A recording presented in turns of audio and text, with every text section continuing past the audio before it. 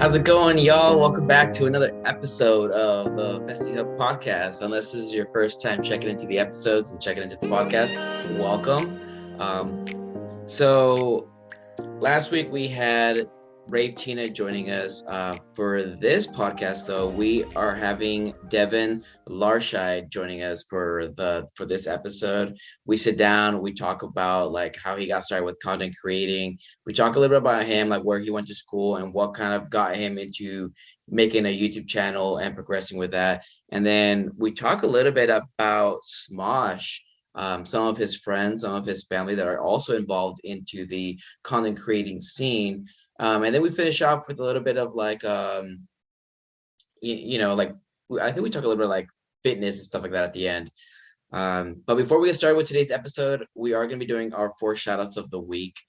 And for starters, we're going to do our content creator per usual. All of these people or businesses that I put in to this podcast, all of their ads will be at the description below. Okay, so content creator, we have Ashleigh. So her ad's AuraLifeWithAsh. She's a YouTuber. I want to shout her out because not only has she been grinding out videos on YouTube, growing her platform on Instagram, she's been also managing the Pello Ravers Instagram page. And Pello Ravers is basically the ravers who like do Peloton. It's like a whole ass community. I promise, not making this up. And it's been growing rapidly, crazily enough. So from what I know, I don't own a Peloton, but from what I know, it's like everyone plays EDM music and they'll get in groups together and they'll literally work out together in the Pelotons. So a funny story about Ashleigh and her mom, and this is like one of the stories that kind of just sticks with me. I've obviously seen them multiple times, but there was one scenario where I didn't mean to bump into them. It was at North Coast Festival, and I was just so fucked up out of my mind, and I was on the floor on the grass, literally about to puke, and Ashleigh and her mom literally go, "Oh my God, Frisky, are you doing okay?" And I was like, "Yeah, I'm pretty fucked up, dude."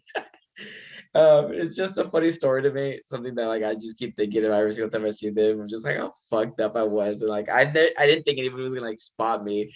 And there's Ash and her mom just walking by, and she's like, I'm like on the floor, all like fucking seizing or some shit. Yeah. Thank you, Ash, and thank you, Ash's mom, for taking care of me during those moments. Thank you for not judging me. We're gonna move on though to our number 2. We have our DJ or producer. I'm gonna shout out Tvboo, real name Mitch, IG Music by Tvboo. Honestly, I just love the guy, love the personality. I've met him a few times, and honestly, fits the character. I have never had a bad moment with him, and it's always such a pleasure to see him. And one thing about Tvboo is he also has a podcast called Talks with Tvboo, and it's something that I take as like inspiration when I watch it, because I'm like, oh, okay, when he does his like in-person podcast, I love like kind of like the setup that he has, and it's kind of like a similar setup that I'm planning on doing once I have my first in-person guest. So great inspo, great music, great person all around. Mitch is quite the character. Definitely love the guy. Number 3 is going to be brand or business. This is going to go to EDMTrain. So I'm shouting out EDMTrain. And if you haven't heard of EDMTrain, it's an app. You have to download it. Not like you have to, like you actually have to like download it right now while you're watching this, because if you don't already have it, you can go on the app and it will literally show you every rave, every festival that is happening around your area. So if you're in a brand new area and you're looking for EDM events happening near you, you go on EDMTrain, put in your location, and then it'll literally tell you every single event. And you can like go by day, so you can go like tomorrow, next week, or whatever, and you'll be surprised how many things you see on that app. There are places and venues I didn't even know existed until I had this app. But yeah, shout out to EDMTrain. Definitely check them out, and definitely download. So the last one's gonna go to as a friend or follower. This one's gonna go to one of my hometown buddies. His name is Zachary Hoover. So Zach and I have been friends, I think like 15 years now. We've been friends since like my hometown and stuff. He's still living back at our hometown and stuff. But when I joined the military, I kind of like separated myself from the whole California side. So like I'm on the East Coast now, so I'm even farther than I was before when I moved to Colorado. Um, Zach is actually a TikToker. He's got like over 200K followers on TikTok. He's not an EDM personality or icon. He's more of like a car Subaru like icon type of guy. So huge car guy. Every car guy basically car girl or guy. I mean, I'm not saying there aren't car girls. So like both. He's got a huge fan base of car lovers, and we've made I think only like one collab. Not any fault of each other's. It's just when you're busy, you don't really have collab is pretty hard, honestly. Especially when we have like different fan bases. But he's been killing it, man. He grew pretty rapidly during like the beginning stages of like TikTok. And when we get to the episode with me and Devin, we talk a little bit about when that beginning phase was. And he kind of grew during that first beginning phase when everybody just started shooting up to like the 100,000s and stuff. Congrats, Zach, on your TikTok success. Hopefully, you're doing well with any brand deals or anything you got going on. But okay, that was the 4 shout outs of the week for this episode. So let's move on with the episode with me and Devin Larscheid. All right, so I'd like to introduce Devin to the Festy podcast. Hey, how's it going? So Devin, I know you. Some people might know you. But for those of them that don't know you, I would like for you to kind of introduce yourself. Yeah. So I'm Devin. Some of you guys might know me as Rave Bro, or I just go by Devin or Devin Larscheid. That's my full Instagram handle. But a lot of people have seen some of my Rave Bro content, maybe some of my TikToks. So Devin, how do you pronounce your last name? Is it Larscheid or Larscheid? It's Larscheid. Larscheid. What made you start like becoming a content creator? So I was a film student in college, and I've always kind of had like interest in film since I was in high school. Mm-hmm. And so around the time, I think it was maybe like 3 months after I graduated. Okay, actually, first, let me backtrack a little bit. So my goal when I was studying film in college, I went to UCSD in La Jolla. My sister went there. Oh, nice. Yeah, she beautiful. She just got her. Well, she has her master's, but she got her bachelor's. I think it was 15. Oh, so only like 2 years before me. I graduated in 2017. So shit. Yeah, maybe I know her. Dude, honestly, probably she was in a sorority. So I mean, if you were a frat guy. Oh, really? Wait, what sorority? Dude, I don't remember this kind of stuff, but I'll message you another time. Like, hey, okay. You might know her. Yeah, I actually might know her. That's really funny. But yeah, so I when I was studying film over there, about 3 months after I wanted to be a director. That was like my goal throughout college, right? Mm-hmm. Was I wanted to like direct films and stuff. And then I graduated, and then I just took some time away. I was like, right after I graduated, I was like PAing a lot for like commercials and stuff. Like I had like a few connects that were just helping me like find work there. PA, I only know like PS performer assistant. Oh yeah, sorry. PA is a production assistant. So okay. I was like, yeah, they're like the lowest. Like it's like not the lowest job. I don't mean to sound like demeaning, but like it's like. Was it like interning though, or was it like paid or? No, it's like it was paid. Yeah, but it's cool. like basically a PA is like the person on set that like everyone like is yelling at to like get them something, right? That's like the biggest thing. So they kind of do all the grunt work. You're always the first one there, and you're the last one to leave. So yeah, exactly. So I PA'd for like maybe 5 shoots, and I realized I didn't like PAing. So about, I think it was after like a month after my like last PA gig, I was like, all right, well, I might need to go like find some work pretty soon. So like I found a side job, and then one of my friends that I went to college with, he asked me to do this film competition with him for Aperture Lights. And so I ended up doing the competition with him. And then was it like a Sundance competition, or was it like? No, it was just like a contest for like, you know, who would win, like you would win like, you know, $1,600 worth of stuff or something like, Oh, okay. or actually it might have been more, but yeah, so I ended up doing that with him. And then when I didn't win anything, but when we did it, I was like really proud of like the film that I had made. And so I was kind of like, oh, this is like kind of easy. And you know, I'd been practicing like film obviously in like my years at college, but I realized I'm like, oh, I kind of want to like do this. I kind of want to try the like YouTube thing, right? And so When was that? around, like, What year was that? this is 2000 and this is end of 2017. So So right after college then. yeah. So around like November, December 2017, I also went to like visit this executive producer from William Morris Endeavor, who I met through a friend. And I basically like went to him to ask him for advice on like what I should do with my career and like blah, blah, blah. And he basically told me, he was just like, hey, you know, all these influencers and stuff, like they make a good name for themselves, and that actually gives them a better chance to make it in the industry, because not only do you make a name for yourself and you have an audience of people that support you, but like you also like have an obvious portfolio of like stuff to show off, right? And so so he was like, he recommended to me, he's like, yeah, you should like find any friends that you know who are like influencers or creators, and like ask like to help them out for free or something, and then that'll like build your portfolio. So I did. I went to one of my friends, one of my old friends from high school, who is like now super YouTube famous. His Who name's is it? Berleezy. His name's Berleezy. I don't know if you've heard of him, but What does he do? he's he got really famous for doing he did like voiceovers for all the like cartoon intros that you would watch as a kid, and he would basically, he called it the exposed series, where he would just expose like he'd just be like, damn, why is like Dora's foot so big, or like some shit like that, right? And so he got really big off of that, kind of like almost an overnight sensation. Is he And still so in like the California area?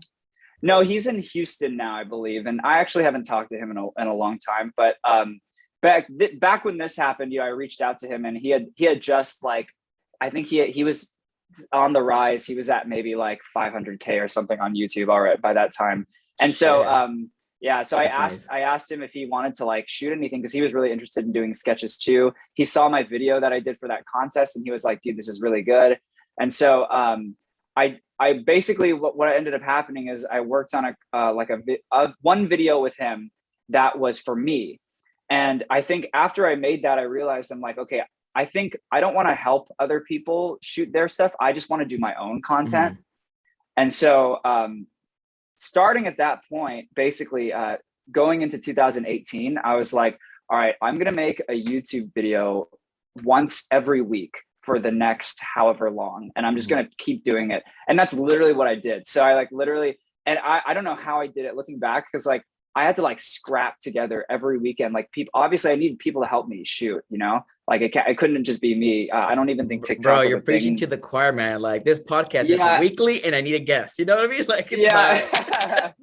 Yeah. So it's just like, I don't know how I did it, but I managed to like find some people who were just down. They were just down to do like every week. And I had to like scrap for actors. I was like asking all my like high school friends, you know, and it was like, it was a weird time for sure. Man, it's so much easier nowadays because you can literally find any TikToker and be like, are you down for like a video? Like it's so much easier. Well, now my network is just so much bigger. So, and then now I also live in LA now. So it's like, I you know, I don't have to try too hard to like grasp for people to like be in videos anymore. But back then it was like, I'm like honestly impressed with myself, because I'm just like, I don't know how I made that happen.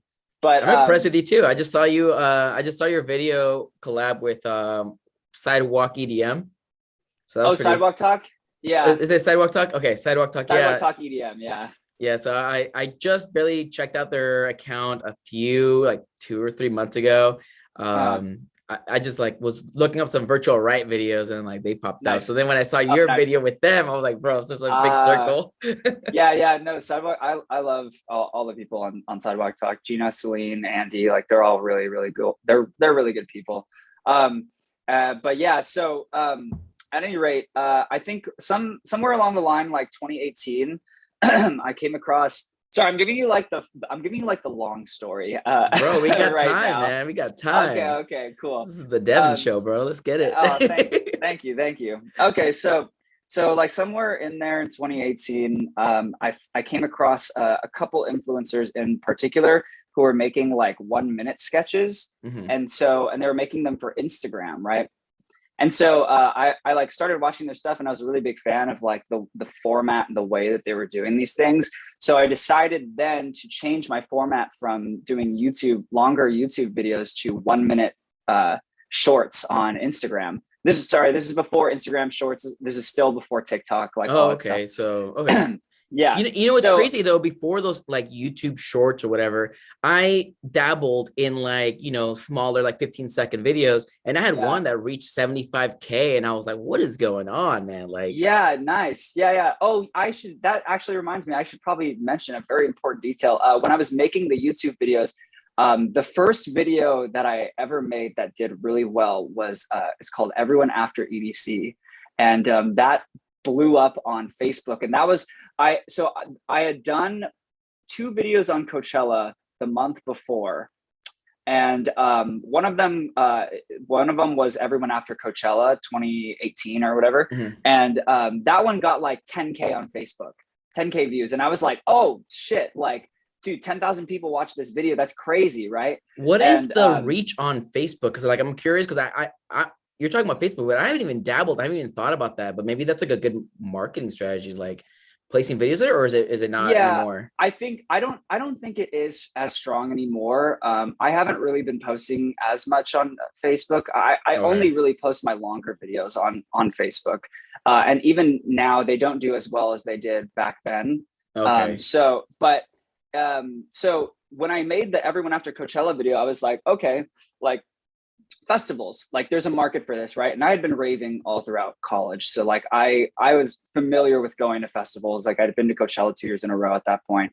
And so I was like, okay, like what's the next big event that's coming up? And I'm like, okay, EDC is coming up, right? So I wrote a script for EDC, and then I made that, and it was honestly I've been telling this to a lot more people now, so I'm not as apprehensive to tell people, but I actually had never been to EDC at this point. But because I had so much raving experience, I'm just like, okay, it can't be too different from like what I had experienced like throughout all of my raving, times in college.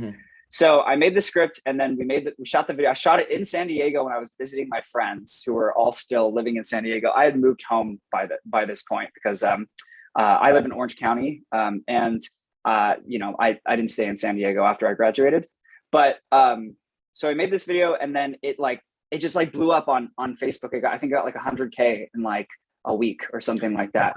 And I was like, and it was crazy because like my friends that were in the video were like getting recognized in public, and that's how I knew. I'm like, oh wow, like this actually went somewhere, Yeah. And I'm like, okay, there is actually a legitimate market for this, right? And so I think at that point I was like, okay, now I'm still gonna make my own content, but I'm gonna mix in some like raving stuff. So I think that summer I made like Everyone Before Hard Summer, or sorry, like Rave Bros Before Hard Summer, and then I did like Rave Bros After the Rave Is Over, and those both did really well. And so this kind of like set the precedent for like,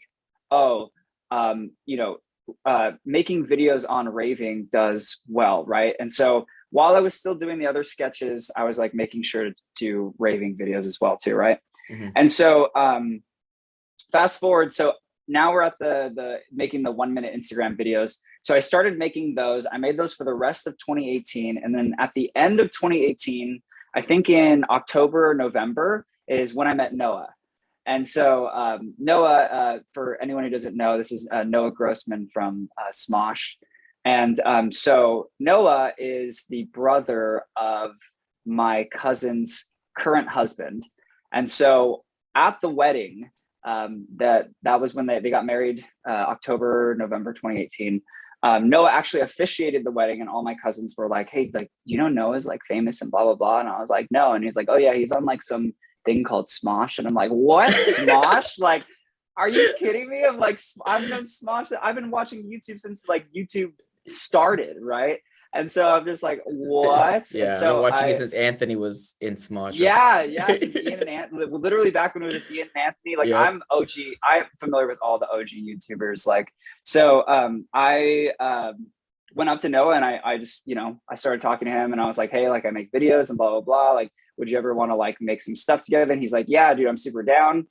And then literally, I think like 2 weeks later, we shot a couple of videos and then we just started shooting videos every weekend. And it kind of just became like our thing. Like we were just shooting like with these 1 minute Instagram sketches every weekend. And he would post, he would make one for him and then I would make one for me. And then we, one of our mutual friends, Hamada, he started making them. So we were just like every weekend, we were like shooting 2 to 3 videos. And we were just, like I was teaching them how to like edit and stuff like that.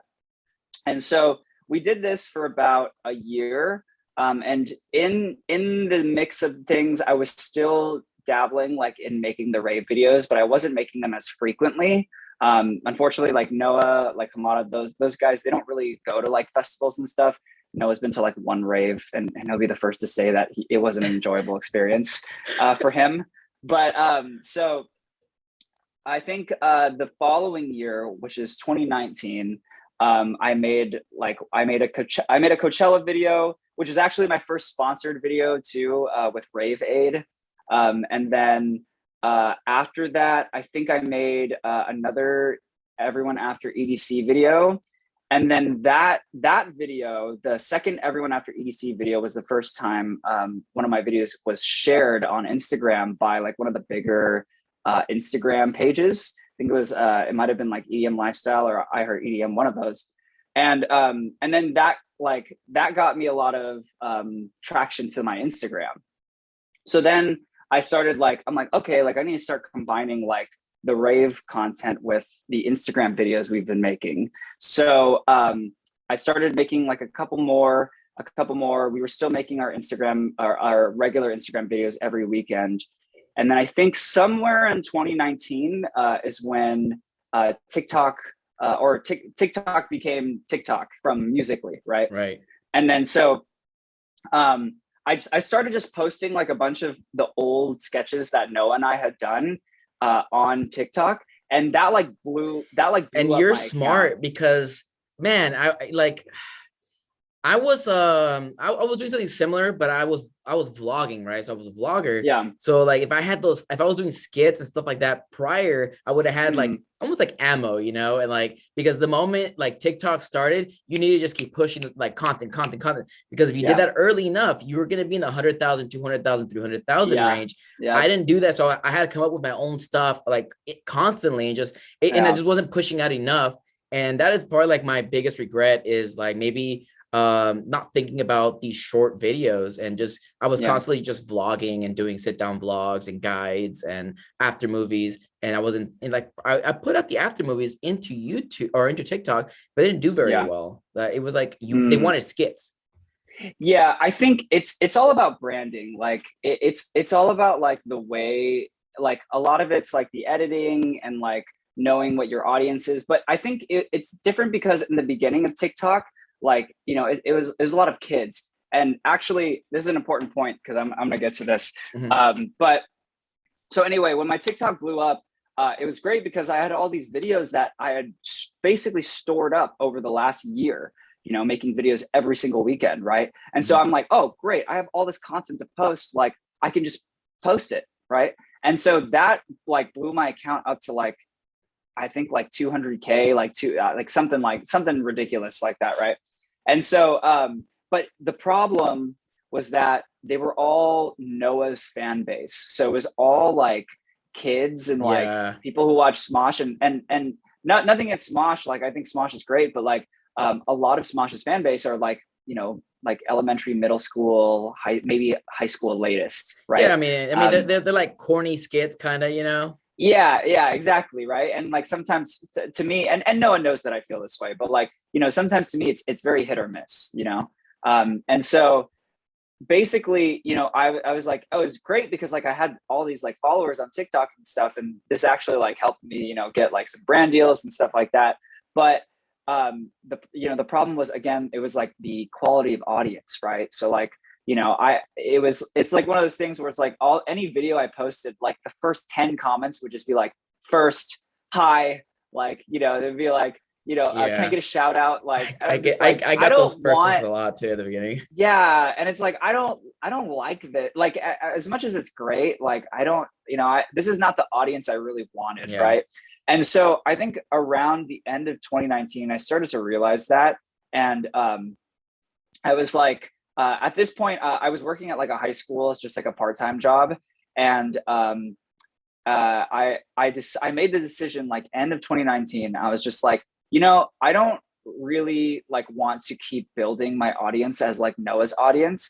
And I'm like, what is like the content that I like making? Like, I really like making the rave skits because it's so like close to me. And like, that's something I really enjoy doing. And also I just really like the community. Right.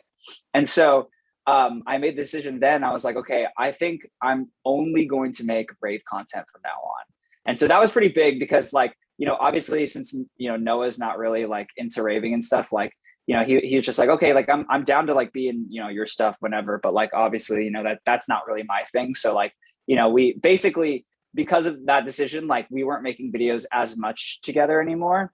But I think that was like a big step for me because it was just like, okay, like this is what I want to do. Like this is like the niche that I want to play to, right? Right. So beginning of 2020, I got a new job. I started working for this dance company called Steezy Studio, and I worked for all of 2020. In this time, obviously, I wasn't making videos every weekend anymore. I now had a full-time job, so like that was taking up a lot of my time. But we were still making videos every so often. I think like Nand and I, who you've probably seen in a lot of my videos. So he just joined the Kandi crew. So yeah. No, I'm super super proud of him. His progress has been like crazy the last month or two. Did he start with you, or had he started doing content prior to you? Yeah, so I met Nand in end of 2019.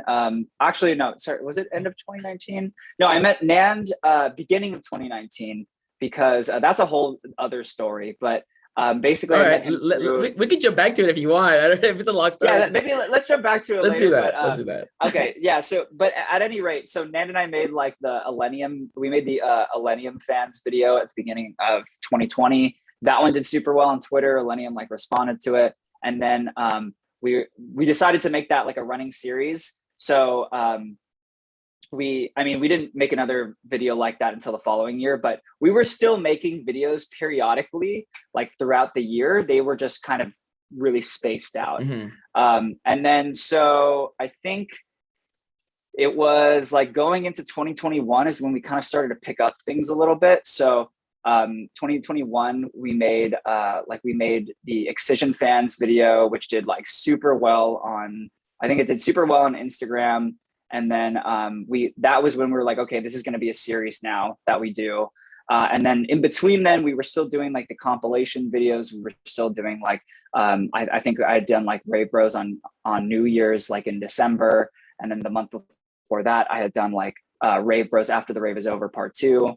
So we were intermixing all of these things. It was just spread out a lot. And then now fast forwarding to more recently, July of 2021, actually, I don't know if we had met by this time, but July is when I lost my job. And so that was when, and I had taken a break from TikTok that entire year, all of 2020, because I was so discouraged by like the audience that I had on there. And I was like, anytime I posted a rave video on there, it would never do well because all my audience is kids, dude. Like they don't know what raving is. Like 2020 was me trying to figure out who my fucking audience was, bro. Like I know what you're talking about because I've been there, right? And it's like, I did the mistake of like posting a bunch of rave videos and then posting videos that like weren't rave related, and then you were just doing trash. And then one did really good that was not rave related. It did fantastic. It did 2 million views, and I got like a good like 2,000 followers off that or whatever. And I posted a rave video that originally was doing good, those were doing good. All of a sudden they started doing bad. They were getting like no views because now that viral video was taking over my entire TikTok. Yeah, the algorithm was like, it was like, okay, oh, that one did good. That should be your niche, you know? Yeah. So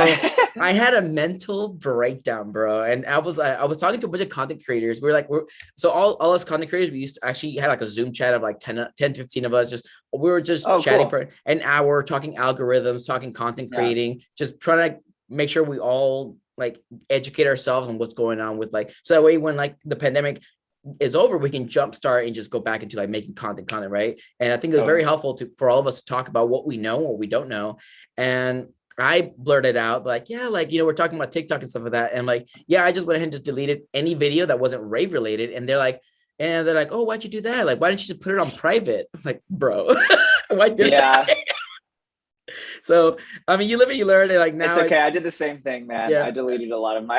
I didn't know you could put them on private. Who fucking like whatever? Yeah, no one teaches you these things, but now I know. You just learn on your own. Yeah. Exactly. But now I just try to like really not make sure like I make sure like everything's rave related, right? So like my last viral video, I think like did 6 million views or whatever, and it was like completely rave related, but it was mostly because the girl on there was like half naked and stuff like that. So it was much like pervy people probably that were like, follow, show me more like girl booty, you know? Yeah. No, TikTok kind of just does whatever it wants to do, which is like it's still like it sucks because like it's still something that's like so helpful for new creators. Like it's still such a helpful platform. Granted, it is a little more saturated now, so it's a little harder, I think, to get to blow up now.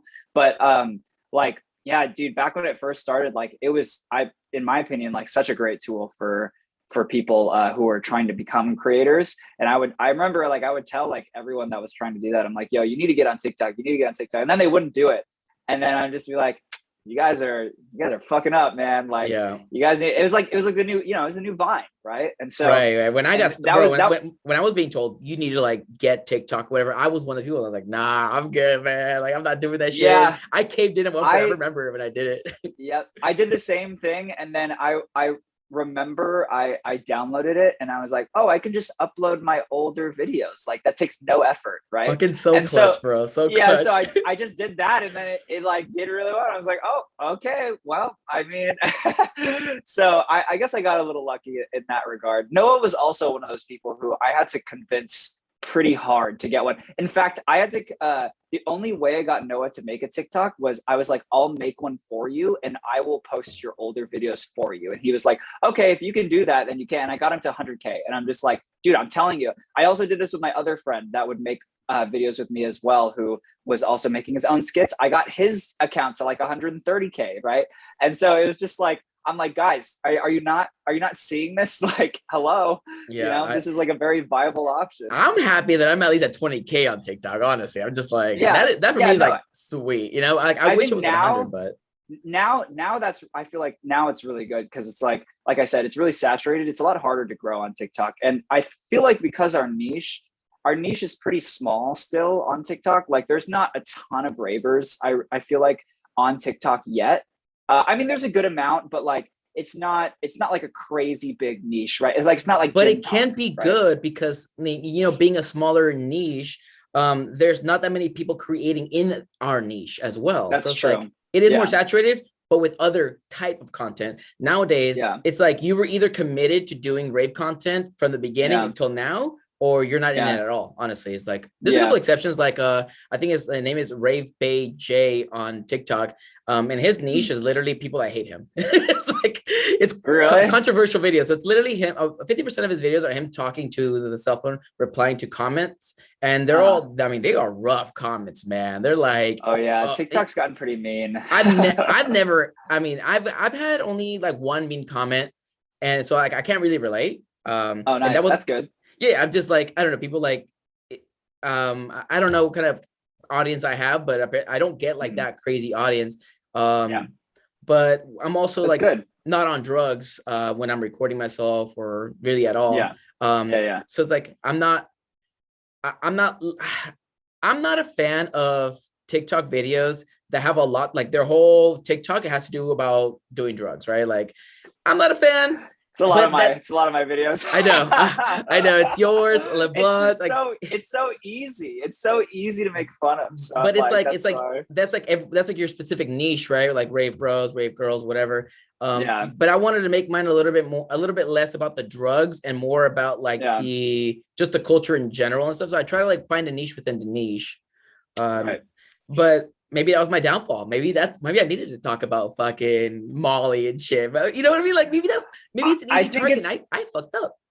I think it's just because a lot of that audience is so receptive because people want to be able to like resonate on something that is looked at as a little more taboo. Mm-hmm. So like I feel like that's why like a lot of my videos that make fun of drugs do so well is just because like everyone, it's part of the culture, you know, everyone knows like everyone's doing it, right? Mm-hmm. And it's just like I do it, you know, like I mean we all do it basically. So it's just like, you know, we all know it's there, but like, you know, for some reason a lot of people are, you know, they treat it as a little bit more taboo because obviously if you're not a part of the culture, it's you know, something that it's like, you know, you don't talk about that, right? I guess for me, sorry, go ahead.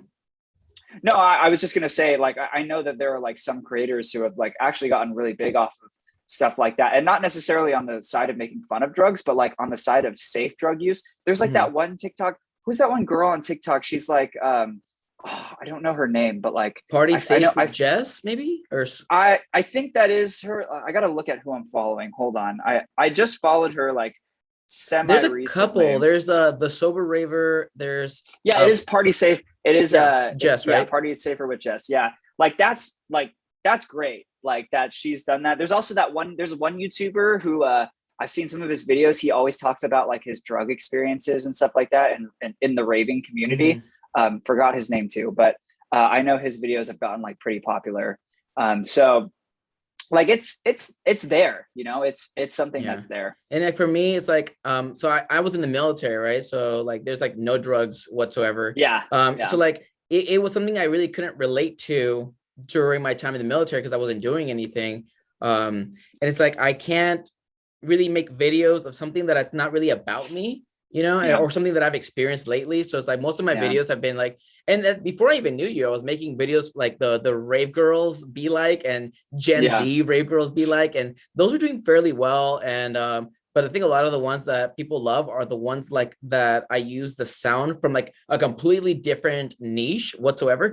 And I translate it into like EDM, and those do like really well for me for some reason. Which is that's like literally my strategy on TikTok right now. It's just like I take to me that's the easiest to make videos for is changing the context of sounds and stuff.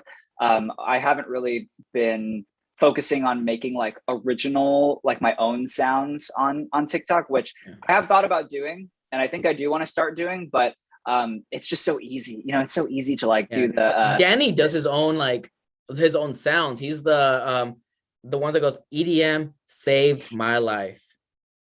Like I don't know if I've seen music festivals saved my life, and it has like the sound in the background and stuff like that. Interesting. Maybe I have. I'm like 100% sure, dude. I think it's so viral. It's you've 100% seen it, and it's like probably, you know. And he made another video, and somebody was like, "Wait a minute, are you the EDM festival saved my life guy?" That's so funny. So it's like, you know, people, I don't have the voice for it. I don't think so. Like that's for me. Like I just don't think I have the voice, right? I'm surprised people listen to my podcast. I'll be honest. Like I feel like the YouTube version is a little better. But people do listen to the podcast. I have like over 600 plays or whatever. So it's like that's great. Yeah. Don't know why people are. It's just I think it's 100% you guys and less me because maybe I just hate my own voice. I don't know. It's just your guest. She's like keeps listening to the podcast over 600 times. I'm just they're like, oh yeah, this was gonna be good. Yeah. What did I say here? All right, go back. Oh, that's another play. Okay. Dude, I wanted to. My problem is I want to create my own skits for TikTok and stuff like that. But my problem is like, I just don't have many like YouTuber or TikTok friends. So like. I wish I lived like near you, right? And I could just like come over, you can come over to my house and we could just start making fucking skits for the next week. You know what I mean? Because I have so many ideas, but like, it's so hard because I am my own camera guy, you know? Yeah. It's like, where do you where are you based right now? I'm in Orlando right now. I'm literally in the heart of Orlando. Oh, Yeah, I'm by got it. I live by Universal Studios here. Oh, nice. Love that place. Yeah. But when I go visit in LA, I visit my sister, which was where I was originally gonna live. When we were talking earlier, I was originally gonna live there, and that was next to the South University of California. So oh, you by USC. Yeah. USC. Yeah. That she lives like like a mile from there. I live pretty close to USC too. I mean, I live I live in the eastern part of downtown LA. So okay, she lives in the central part. Oh, nice. Okay. Yeah. You probably live really close then. Honestly. I really need to know who your sister is because I would not be surprised at all if I like know her or at least like know her name. Dude, so, I will literally, I'll text her after like at some point, and I will literally text you her sorority. Maybe you like, dude, it'd be fucking crazy, dude. That would be so funny. I mean, I plan on I visit my sister pretty frequently, you know, like whenever I'm in LA, I'll just hit you up and be like, hey, you down to like make like 5 fucking skits? Let's just bust them out. Dude, I'm always down. Like literally that's like something that you know, Nan and I are still working on. Actually, it's really funny you brought up the being in the military and everything. One of me and Nan's new like creator friends, his name is Saint Yim. You might have heard of him. He's like the cologne guy on TikTok. But we met him pretty recently, and he just got into raving too. Like literally, he went to EDC. It was like his first rave ever. This last EDC, and he absolutely loved it. Vegas, and so yeah. Oh man, you blew his mind. Oh yeah, dude, it set the bar. That's pretty fucking high. That's fucked up, man.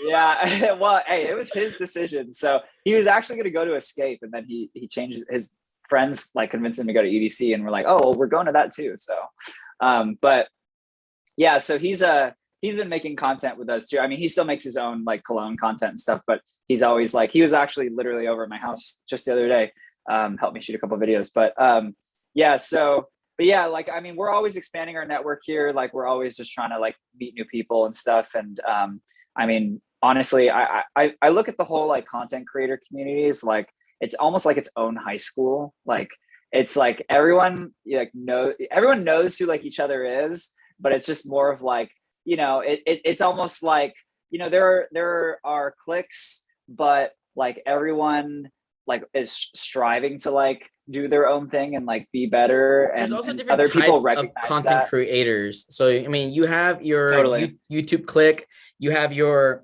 like picture Instagram influencer clique, you know, you got your, I mean, you got your like DJ TikToker clique, you know, like everyone's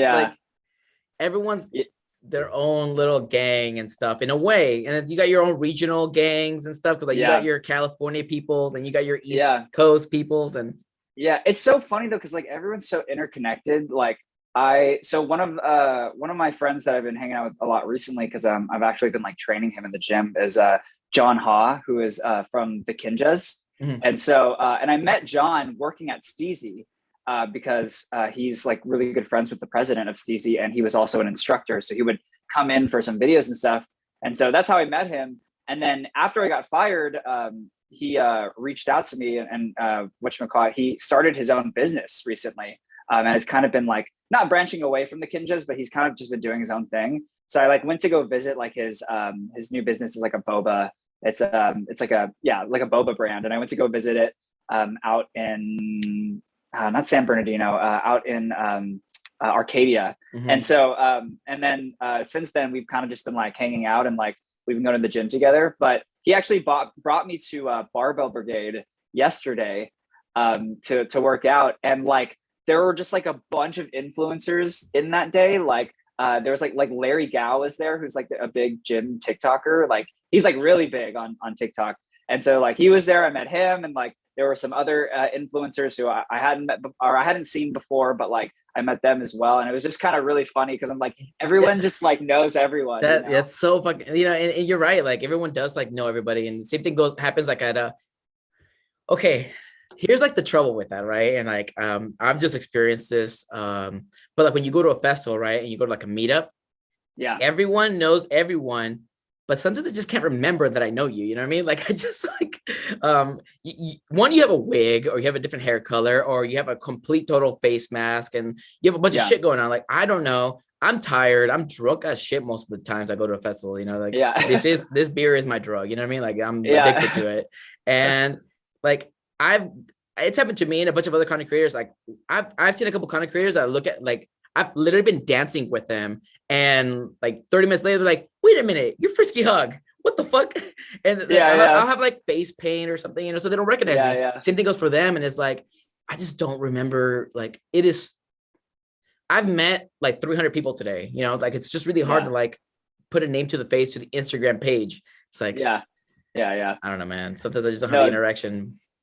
No, totally. And like, well, that's usually why I think when I go to festivals, I dress up how I would normally dress up, like in my videos, obviously not with a wig, but that'd be a little Bro, weird. But, I've worn wigs to festivals and stuff. Just like doing the whole Rave Dora thing, or just wearing just crazy wigs and stuff. And honestly, nobody recognizes me at all. Like, with the wigs, they think I'm actually Rave Dora. And I'm like, that's kind of a good strategy, though. Actually, so EDC, I think it was day 3. I was the last one to leave our Airbnb, and I actually drove there by myself because everyone had left before, and I wanted to like get a head start on like packing all my stuff for like when we would leave the next day. And so I arrived late, and I was walking in by myself. So I like put my mask on because I didn't want anyone coming up to me. Like, a lot of EDC was like a lot of, not to like make this like, oh, I'm so popular, but like EDC was like one of the first times like a lot of people came up to me. Like, I couldn't even like count the amount of people that did. And so day 3, I was like, okay, I need to go like incognito for a second. I don't blame you. Like, I went to Emma Capotes' meetup, and she spent an hour, dude, just shaking people's hands, saying hi to people, taking pictures and stuff. And like, there were still more people waiting. And she's like, I gotta go. Like, this is like I'm like, that's dope. You know, this is the most I've ever seen somebody like get stopped or have like people say hi to her like a billion times. And they're like, you know, and it was so sweet and very genuine. Everybody that went up to her was just like, honestly, your videos have helped me through all of my EDC. They've helped me become a better raver, become safer. Thank you for all your tips and tricks, your YouTube videos. Like, I'm like, I was just like in awe and just like amazed how much she's progressed, and how like, she's an awesome content creator. She's one of my inspirations, and definitely like a good friend of mine. And like, it's just really nice seeing her like in her element, and people like just coming to her and stuff like that. So like, I know I've never had that happen where I'm like in hours worth of people are saying hi to me, you know. A good 15 minutes of like maybe like 65 people. Yeah. Well, okay. At the same time, it's probably me. I'm not like, I'm very like, I don't know if I'm like shy with my words, and I'm just like a handshake, like, hey, thank you very much for coming, this and this. And like, I ended at that because I feel like stressed that there's so many people, and like, maybe I'm just like trying to get over this because I'm just so, I'm claustrophobic. I have actually like really huge claustrophobia. So like, okay. So like, I just don't want to be like surrounded. So no, I totally get that, dude. I don't know, man. It's weird. It's definitely weird making that jump, and it's so funny because so like, it's kind of, I guess now we can kind of talk about like me and Nand. Yeah, let's do it. So Nand is going through that same thing right now. Like, he's on the come up right now, right? And so like, it was really funny because in the beginning, when we first started going to stuff, actually it's really funny because even though we were making videos together for almost a year, we had still never been to an actual rave together, granted COVID quarantine. But this last hard summer was the first time we actually legitimately raved together, which was like, that was pretty cool, right? And then now, I think right after hard summer was when I got into the Insomniac affiliate program. And so basically, Nand is my automatic +1 right now for all the events that we get to go to, basically for free. And so so he kind of just is like, we're just a duo, like everywhere, like at all the festivals, right? And so it's really funny because in the beginning, like people, I would get recognized, but then no one would say anything to Nan, and Nan would be like, "What about me, huh? Like I'm in the videos too." Or like sometimes I'd have to be like they would ask for a picture, and I'd be like, "Oh, do you want to get a picture? Like both of us are here," and they're like, "Oh yeah, you're the other guy," like blah blah blah. Right? Man, you are so nice. I'm not very considerate. I just forget I'm in the moment, and I usually will tell like my friends, like, "Hey, can you like take this picture for me, no matter who they are?" Like I've even like Emma Capote does it to me, and I do it to her. Like, "Hey, can you take a picture of us?" Yeah. When honestly, they probably want a picture with both of us, and I'm just like, yeah. I mean, there's no like proper. You get, it's again, this is like something that people don't teach, right? You just kind of like learn to do it yourself. You learn it as you go, and it's like something you think about later. Yeah, honestly. Yeah, but so now Nand is starting to get a lot more recognition because his videos by themselves are doing really well. So like now he'll get recognized on his own too. I mean, granted, sometimes it's still like we're walking and then I get recognized and then they're like, "Oh, you too," like blah blah blah blah, right? Yeah. And then so now it's really cool, but it's really cool because to me it's been happening for about 2 years now, where like I've been getting recognized at festivals, and like for Nand it's new. So it's like I'm really used to it, but like it's so funny kind of like living through that experience again at the beginning and stages. it's so funny seeing how excited he gets, and like, oh, he's gonna kill me for saying this, but like, dude, we were driving back from EDC this year, and he was driving. I had like not slept at all, so I was gonna go to sleep in the car, and then he before I like went to sleep, he just like starts bawling, and he's just like, "Dude, it's just so like beautiful how like people like came up to us and were like, dude, your videos like make my day so much better," like blah blah blah. Just like right here, like, bro. Right I'm just here. like so tired. I'm like, yeah, man, it's really cool. All right, I'm gonna go to sleep now. Bro, apparently he cried like another 4 times while I was sleeping. So. I'm fucking dead, bro. Oh my god, no, it's so funny. And so but it's really cool like seeing that level of excitement, and like just seeing someone like start from the beginning, and it constantly reminds me to like be grateful for like everything that I've accomplished up to now, and then always stay humble. It's like it's exactly. a hard thing to learn, and it was a hard thing for me to learn as well, because I think I was progressing so fast, and when I reached I think when I reached up to like 17K 18K whatever that range, and it was just going so fast for me, I was like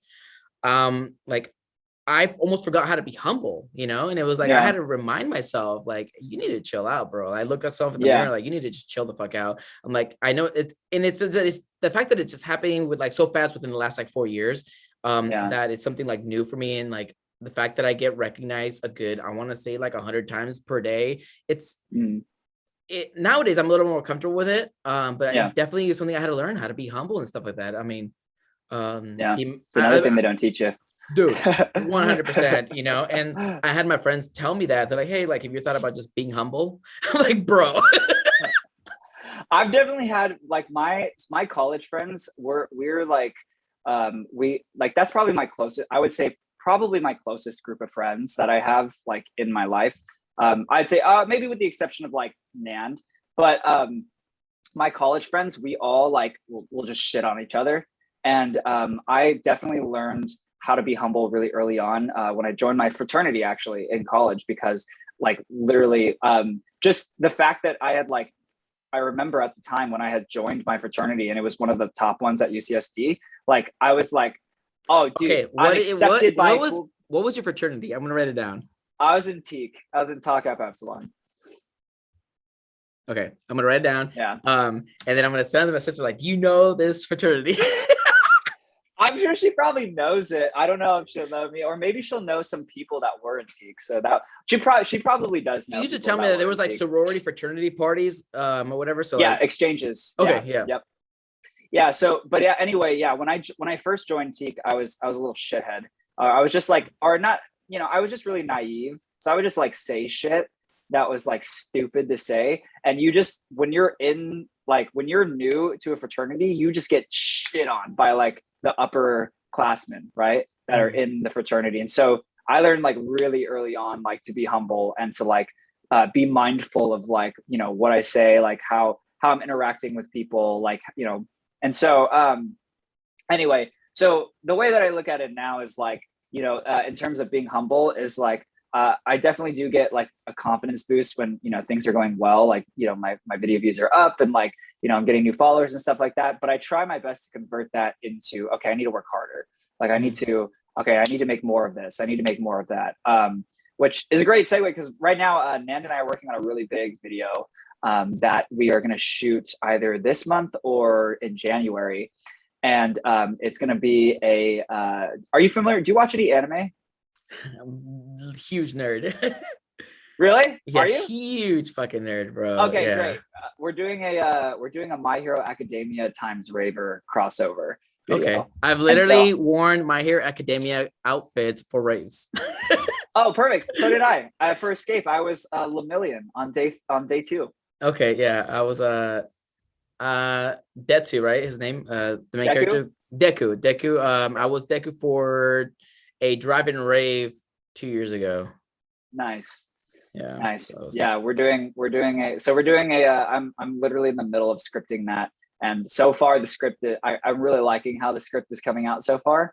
And we're hiring like an editor for it. Like the editor is like really good too. So like I want it to be like I want this, and I'm gonna premiere it on YouTube first. Actually, unlike how I've been doing things where I do Instagram first and then I do YouTube. My main goal next year is going to be to grow my YouTube, preferably to 10K or more. And so next year I'm really going to focus on doing YouTube videos. I mean, I'm still going to make like TikToks and all that stuff, but that's my biggest thing. Like that's my next step in my journey is like, I want to break into YouTube. Dude, YouTube is so hard to grow. It's so hard, but I'm like, I'm going to do it. Like I'm going to do whatever the fuck it takes to like break into that market. So I have like ideas for like series that I want to do. I've already started a couple of them, but I want to make this a running series where we do anime times rave crossover stuff. So I'm really Nan and I are really putting a lot of work into making this video really good so that bro, I'm gonna come over with my UA outfit, bro. We're fucking do it, dude. Yeah, dude. No, it's gonna be so exciting, and like you know, hopefully, if all goes well, like we can actually make this a thing with like other animes too. Because like you know, I just watched like Attack on Titan last year, and I loved it, and like I watched like Food Wars and like a bunch of other stuff. I'm like just getting into like all the anime, so I think it would be really perfect because I feel like a lot of ravers are pretty up to speed with a lot of the popular anime, and that's out there right now. I mean, honestly, like it's not even surprising anymore. I used to be surprised, but the amount of people that actually rave and are into anime, I mean, you see it everywhere. Their outfits are usually anime. Everyone's got the fucking Hokage cloak on. I mean, it's a whole thing. Yeah, dude, the amount of times I've seen the scout cloaks from Attack on Titan, I was just like, dude, that's it. I mean, it's really cool to see, but yeah, I'm just like, damn, like there really is like a big crossover market for this, you know? Dude, how do you feel about like you're in this whole like rave niche, but you've kind of been not advertising, it's like the wrong word, but giving projection to like your workout sessions and stuff like that. How do you feel about that? Like, do you feel like people are like, oh, okay, thirst trap, I'm gonna Yeah, so I okay, so here's the thing, like going to the gym's always been a really big part of my life. Like that's ever since I went off to college, and it was actually around the time I joined my fraternity, and this was like my freshman year when I got like shit on the most. And I remember going back home that summer, and I was like, all right, I'm tired of getting like pushed around. I'm not very tall. I'm like, you know, I'm like 5'7", and so like I'm like, dude, I'm tired of being like the guy that's always being like pushed around or like shit on. I'm like, I'm just gonna go to the gym and get super buff, and then like, you know, I'm gonna like gain my respect that way. Yeah, so sure. I did, and like, you know, I would just do that every summer, or like, and it just kind of became like my second. That was just like my I don't know how to describe it. Not my passion, but like my passion. I guess my passion in a way. Like literally, that was my answer to my solution for everything. Right? Like if I would go through a breakup, like it was like the one thing I knew I could count on was I'm gonna go get jacked like in the next 3 months, and that's exactly what I would do every time. So I'm like, dude, I'm like, now it's like if that ever happens to me, now I'm just like, all right, I know what to do. Like I time to go get hate jacked, the right? gym, but it is like the after feeling of like progression is like, okay, like I do like how I look, you know, and like Yeah. I I'm literally about to go right now, actually, after this. I'm actually too. I just literally brought a new bottle of protein. Oh, nice. Did you put in your beer, maybe? Bro, no, first of all, bro, Pre-workout, maybe? this has calories.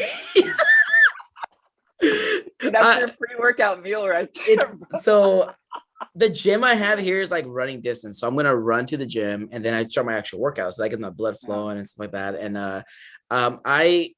I feel like I hate running and I hate working out, but honestly, I do feel a little bit better that I'm like progressing and stuff like that. And I have pictures where I was like checking my progress every single like week and just keep checking up on myself. And I went to a trip to Germany, bro. And ever since then, I injured myself and I just haven't like been working out. And I'm like, dude, I'm fucking slacking, bro. Like injuries that's the bane of all lifters' existences. Bro, it's rough, man. Like it is. It's honestly the gym. The gym is only easy when you've made it a habit.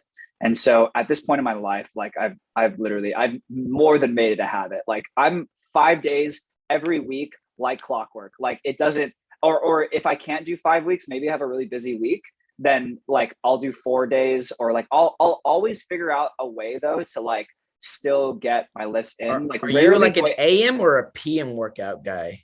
I'm both.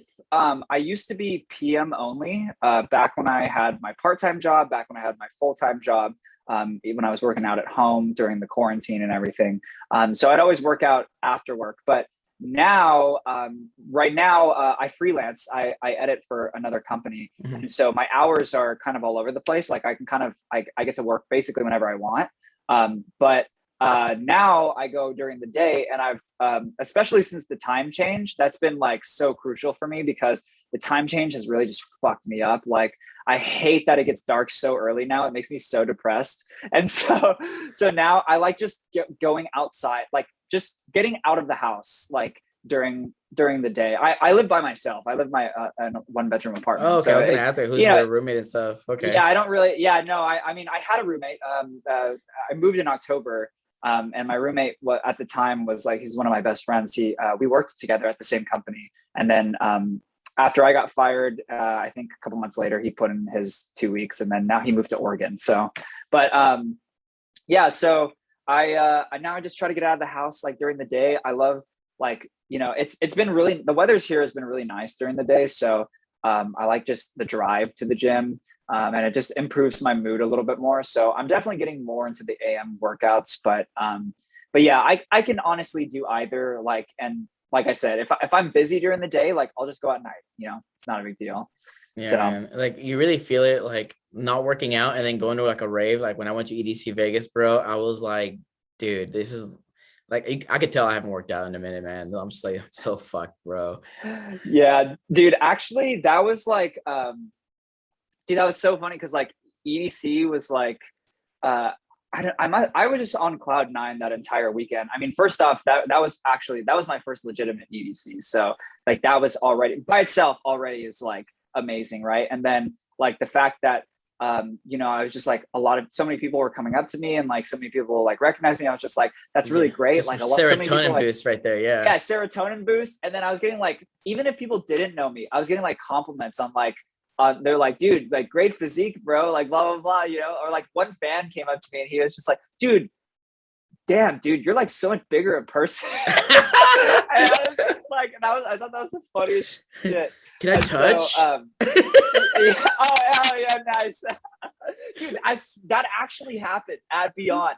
I swear to God, that actually happened. And so the fact that I got shit on for that video, I'm just like, dude, you guys don't understand. Okay, that actually happened to me, and it was really weird, right? And so, anyway, not gonna go into that, but yeah. So I would say that, you know, it's really funny too. Like after EDC, like I literally, I think Monday, obviously, I didn't do anything. I didn't go to the gym or whatever, but I slept like 10 hours that night, and the next day I was back at the gym. I was like, no, like literally not taking any breaks. And so I definitely think it's like one of those things where once you can get like used to the pattern of it and the habit of it, it is definitely one of those like lifestyle choices where I really think it's really beneficial, especially for like stress relief and like, all that stuff. And then also if you're able to maintain a really good diet, like I rarely get sick, honestly, now, because like my diet's super clean, and then like I'm going to the gym 5 days a week, right? So it's like, yeah, I can never get over, and it's just like a personal thing. I have a hard time being around other people. I know I was like this influencer guy and raver and everything. I know it's weird, but like I physically can't be around other people. And it's like, it goes with the whole claustrophobia thing. And it's like, I get to like the gym, man, and like somebody will literally sit next to me and work out next to me. And I'm like, at that point I have to get up and go to another machine. I just physically, I have a hard time with my social anxiety, just being around so many people. So like, I like to work at night because there's less people. Totally. I mean, unless I'm drunk, then I'm like, woo, let's go. But I can't go to the fucking gym drunk, bro. Like, yeah. I don't recommend that. Done that before. But yeah, no, I totally get you. I think you got to just find the right gym, I think. And actually, that's like a funny story too, because like recently I started going to this other gym because one of my other creator friends, she's a big she's some raving TikTok. Her name's Bryn, or at Wavy Bryn on TikTok. She's pretty big. And when I met Bryn, she actually got me into the gym that she goes to for free. They have like an influencer program, and so they like looked at my fuck up. Yeah, so they looked at my numbers, and they're like, all right, like cool, so here's your membership, you get free guest pass, like whatever, and if you have any other creator friends or whatever, like let us know and we'll get them signed up too. So I got like 6 of my creator friends all like signed up. Oh, the luxuries of living in LA. and the rave and the gym is also like rave themed. Like it's like, I don't know, you probably have seen it like on my story before. I post about it literally all the time. Yeah, and they got like blue and red lights. They're always playing EDM. It's either EDM or hip hop music. Like, so it's not like because before I was going to LA Fitness, and God, I hate LA Fitness. Like it's like I can't describe how much I hate LA Fitness. And so at any rate, I was just like so ecstatic. It was like to drive to this gym is like 20 minutes more, and like LA Fitness is like 5 minutes away from me, but I'm like, dude, fuck LA Fitness, I'm not going there anymore. And like now I just go to this gym all the time, and it's pretty empty. So I signed up for Planet Fitness because it's like walking, running. I know, but it is just so fucking close. And I was like, I could just run there. That'll be my run too, and then I could run back as my post workout, right? And I'm like, okay, I get my like 2 miles in, I work out in the middle. It's just beneficial that way. Fuck. But my buddy was like, you could just go to the other one. I'm like, yeah, but like I have to go through an intersection and stuff like that. And like traffic here is very like relatable to like LA traffic, because like all the amusement parks here. So like there's so many people here. It took me 30 minutes to go down 3 blocks, so like it's really rough. And I'm like, if you go at the wrong time, you're fucked, right? So like I'm like, I would, bro, but it's like I just went to the store and I got back an hour and a half later. Okay. So like, this is not the place I want to go to. Okay. Yeah. I'm very fortunate. The freeway to the gym that I go to right now, or the location, because they have a chain. They have like 5 different locations, but this is the closest one. It's over in like Pasadena.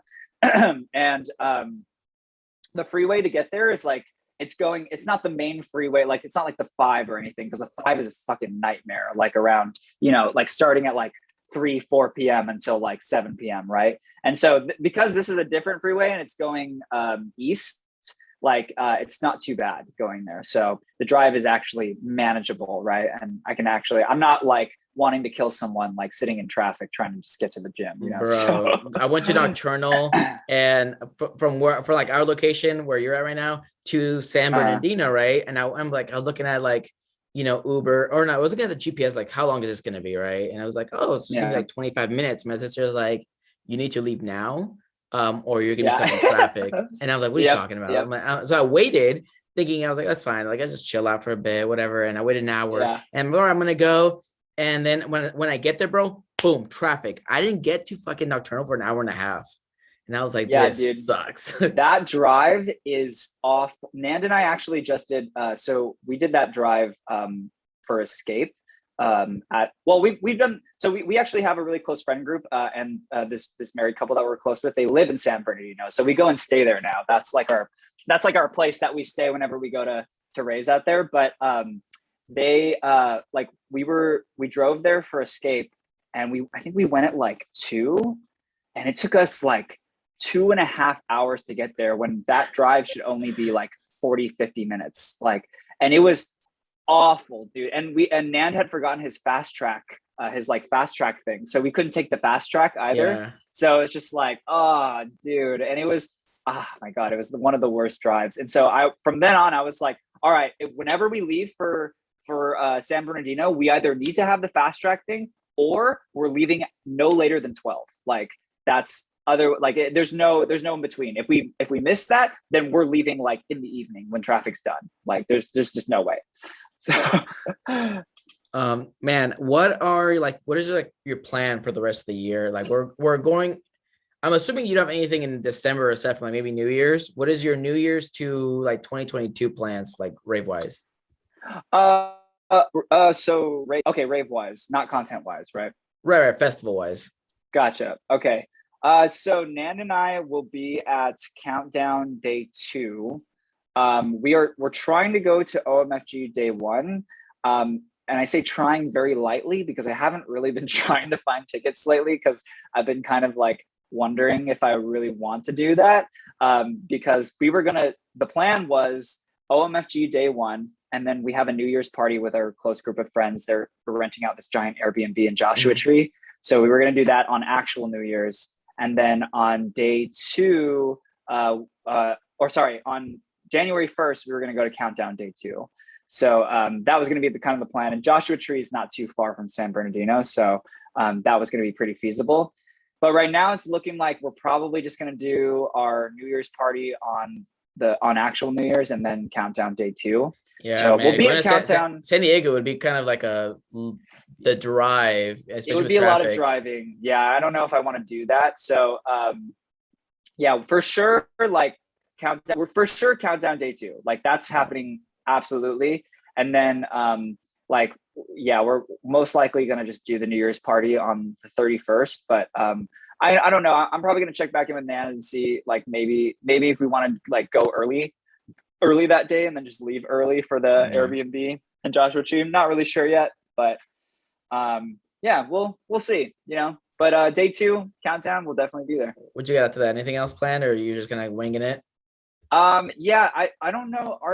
There's been no announcements for any raves at the beginning of the year except for Beyond, right? I think they just announced Beyond. I don't normally get into like the California or West Coast. Oh yeah, that's right, because you're in Orlando, as much anymore.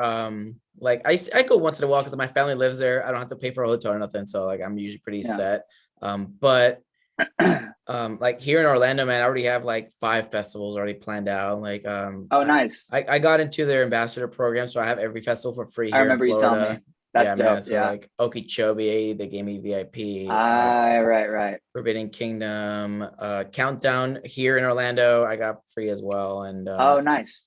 Okeechobee, yeah, I already said Okeechobee. I'm actually going to a rave in 2 weeks, so I'm going to New York next week for some Elro thing. I've never been to like an actual like rave in New York. I've been to New York before, went to like a small rave thing, but I've never been to like a real big event. And like my friend's hooking me up with the backstage pass, and she's like, yeah, we're gonna fucking go, we're gonna party, it's gonna be fucking great. I'm like, all right, let's fucking do this. So I'm flying there, and then I'm flying back the week after. I got Cyclops Cove over near Miami, and then I got Countdown 2 weeks after that. So it's just a busy fucking December for me. Yeah, that's great though. I mean, my October was like that was like my October, which was a freaking nightmare. I think I remember telling you about this. October's fucking crazy. It was crazy this year, 100%. But it was like even more crazy because I not only did I move that month, right? I moved too. I remember. Oh, that's right. You did. I remember this. You decided to move before EDC, and my dumbass decided to move after. Well, it was like a halfway move before. So like I did all the like big stuff the week before EDC, and then it was like I had the rest of October to move the rest of my stuff. So I wanted to make it a gradual move instead of everything on the same day, or else it was just going to be hell. But yeah, I moved and then EDC the following week and then Escape the following week after. So it was just like 3 weeks of just like nonstop going. And even though that was like crazy, like now that things are like a lot more calm, and I'm almost like bored now. I'm just like, dude, I kind of miss that. Like I kind of want that to happen again. Well, So it's I'm easier like, for all you right, because you're when's the like, next? you're ripped, you're buff, you're athletic right now, right? So you got the Oh energy. no, but like, Bro, when I tell you I was bedridden after EDC Vegas, bro, I just couldn't move. My legs hurt, bro, for a whole like 4 days after. And I just like the I next get day, that. dude, it hurt to be on the plane. That's how much my legs hurt. I was like, dude, this really, really hurts. Like, I just can't. How old are you? I am 31. Oh, okay. I feel like it makes a little more sense then. I mean, I'm 26. So. I used to jump out of airplanes. So like it's really done a number on my knees. Yeah. Yeah. So my knees have I been can see how feeling very it that would. ever since like so many jumps and so many things that I've done Yeah. in the army. It's just like my legs are not the same that they used to be, so they hurt a lot more. Yeah. I mean, I've taken glucosamine pills to help with like the joints and stuff, but I mean that plus age, I'm just fucked, dude, at this point. And raving, come on, man, like Yeah. you see me in a No, wheelchair soon, bro. I get it's really funny that married couple I was talking you about. They're like 35 and 31, and they both have kids. Like they have like a full ass like family already, right? And they're like, but they just started like going to raves a lot because they never really like got to have that experience when they were younger. They got married like pretty early, Yeah, and so it's a lot of people. like, yeah, no, and so like they're like going through all that now, and they say the same thing. It's like, yeah, we need some time to like recover after like every event. Like we're not like you guys. We're like, Yeah, like even though it's only like 5 to 10 years younger, it's like it does make a difference. So I talk about that on my TikToks. Like I make a video like, oh, we left 30 minutes from like a Dead Mouse set to get to the hotel early. And people are like, yeah. what? They're like, I would never. I would get a lawn chair, sit outside the parking lot and drink beers until the traffic died. Like I would never. I'm like, I need sleep. Like, Dude, that's really funny though, because I feel the same way actually. Like I do that same thing. Like we'll leave early a lot of times actually just to beat traffic. Like I'm not one of those people that like, even though I like make fun of like, crackheads and shit, like doing stuff like that. Like that's actually personally not something that I do because I take my health very seriously. Yeah. So I'm the same way. It's like, good not to do crack. Yeah. Yeah. That's that too. But like, I'm just like, I need sleep. Like I can't, like, even if I'm on like drugs or whatever, it's like, I still need to like get, a good amount of sleep in. You need to sleep, wake up early, get some food, get some my water vitamins. Yeah. Bro, it's a whole thing. Like you can't just, but there are people that like, they don't, oh my God, man. And it brings me back to like my past. And I'm just learning from myself because like when I used to do EDC Las Vegas, there were times I wanted to watch the last headline or the headliner just fucking at till the end, till 6 a.m. I left with everybody else. Let me tell you, man, those lines at the shuttles got so long. I didn't get home till 10:30 in the morning, and people are getting up, bro, to go get breakfast. I'm like, I'm so fucked. Dude, day three was rough at EDC. I actually had to drop off one of my friends at her campsite after because we ended up staying until the end, and we couldn't even get into the camp. Like we couldn't get into the campgrounds to like for me to do that because the line was so long. And like, she was also going to have to like walk really far to like at the point where you could drop her off, and it was like cold and like all this stuff. She was like barely wearing anything. So did you camp? Like, no, I did not. Okay. We had an Airbnb. We had an Airbnb about 35, 40 minutes from the venue. So my friend I ended up having to drive us back to our Airbnb. It's already light out. Right. Mm-hmm. And like, so I drove us back to the Airbnb. My friend like slept for a little bit. Nan slept for a little bit. And I just stayed awake because I was just like, I don't know why. I was just like, all right, I feel like there's no point in me trying to like sleep for like an hour, right? Before I had to go bring my friend back to the camp where it was like, now there was like manageable traffic, right? And so that's why I ended up not sleeping. And so Monday was really rough for me, but oof, bro. I had a friend, he did the same thing. He didn't sleep at all because he had work Monday morning at 7 a.m. Oh yeah, so he had his laptop and he's literally on conference calls at 7 a.m. and I was just like, no, dude. I see him at the airport and he's like, yeah, I just got off work. I pulled an 8-hour shift and I'm like, oh, so you haven't slept at all? He's like, nope. He's like, and now I just gotta go home and actually sleep. And I was like, I am not down for this nonsense, bro. But that is so funny.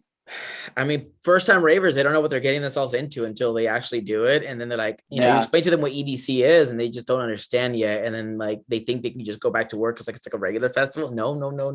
You cannot do I think that. if you know your body though, you can like, you know, like usually what to do, but yeah, it's for, like you said, for a lot of like the newer ravers who think they can just do that. It's like, it's not that simple. There are some consequences. So Like you have to definitely be smart about it. I slept. I was asleep at 4 o'clock in the morning.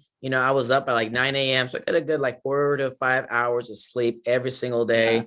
And my body was still hurting. I actually called out on the next day of work. I just couldn't do it, bro. I was just not. Yeah. Been there. Yeah, dude. totally. Monday wasn't doing it for me, man. Yeah. Or Sunday or Tuesday. Yeah. Actually, I just made a video. I just made a TikTok that is like my body the Tuesday after festival, and it uses the soundbite from the fifth Harry Potter movie with Professor Umbridge, and she's like interviewing Snape, and she's like, "So you applied first for the Defense Against the Dark Arts post, is that correct?" And Snape's like, "Yeah," and then she's like, "And you were unsuccessful," and he's like, "Obviously." Yeah, I just watched that episode. Yeah, and I made it like, oh, so you thought that you could roll 3 days in a row and keep your physical and mental capacity at full. Is that correct? And then it's just like me with the blanket over my head and just like, yeah. And then like, she's like, oh, and you were unsuccessful. And then you cut to like all the like open bottles of 5-HTP and melatonin and like Raverade and Rave Aid and like all that stuff. And then it just cuts back to me with the blanket. I'm like, obviously. And so that's so true though. I know that was the case for a lot of people. I would never roll 3 days in a row though. That's crazy. Like, bro, nuts. I literally was like, I was just drunk and stuff. And like, I honestly, the amount of like drunk I was, we drank all our beers to the point where I had to go back and they have like cases of beer to sell. I literally bought 2 cases of beer and we just went ham. When I tell you, we obliterated all of those packs of beers that we had and all those bottles. And like, we were just like, I literally forgot I didn't drink water all week. Yeah. Just like, bro, I'm pissing that's beer. So crazy. I mean, your like stamina must not be as like long then if you are, because like, are you just getting drunk for a lot of the raves and stuff? Because oh, that's impressive then, honestly. Yeah, I know a lot of people who just drink at the raves and they tap out like halfway through. It is hard because I try not to buy so much at the festival, so I try to get like completely lit beforehand. Right, of course, but that wasn't the case at EDC Vegas. I definitely spent a good penny. Like I was buying shots. Like I wasn't even worried about cash at that point. And I'm like, now like, damn, like here I go again. Because it's so funny because like you almost like a lot of people almost regard it as like you almost like have to roll, not just because like that's what a lot of people do, but because that is literally what keeps you alive the entire time.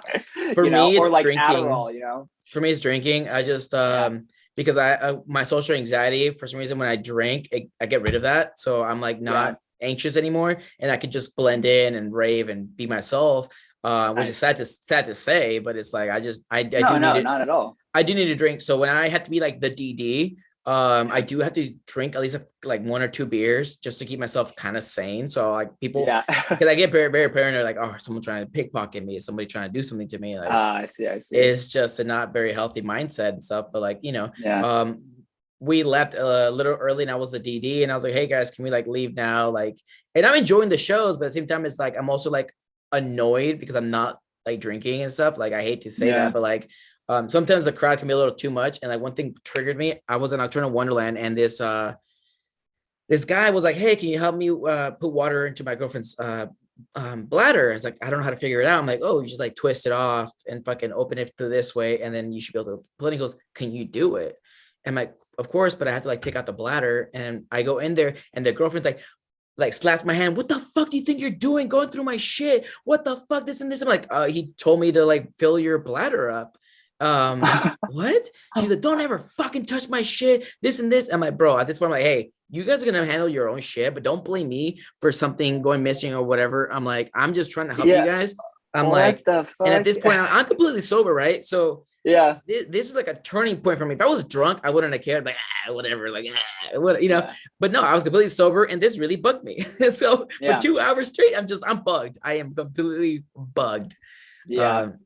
I would be too, dude. That's like, what the fuck, dude? What did the boyfriend say anything? Like he was like zooted, bro. Like, oh, he was just fucked up. yeah. Oh, he was, yeah. And she Yeah, was too. I think I at don't that, know. yeah, at that point I would just be like, no, I think you can do it yourself, bro.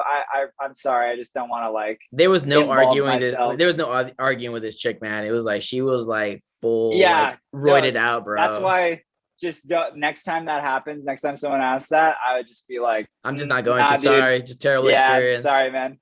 Yeah. Um, Just be like, I don't want to like be in people's stuff. So dude, honestly, I should have thought about that first before whatever, dude. I was just trying to be a nice guy. We all learn. But Devin, it's been like really nice chatting with you, man. We've been at it for like over an hour and stuff like that. Let the people know where they can find you at. What are your plug in everything, all your socials? Yeah. So I mean, I think because I'm making it a priority next year, I'm gonna plug my YouTube first. I do have a YouTube channel. It's just my name, Devin Larscheid.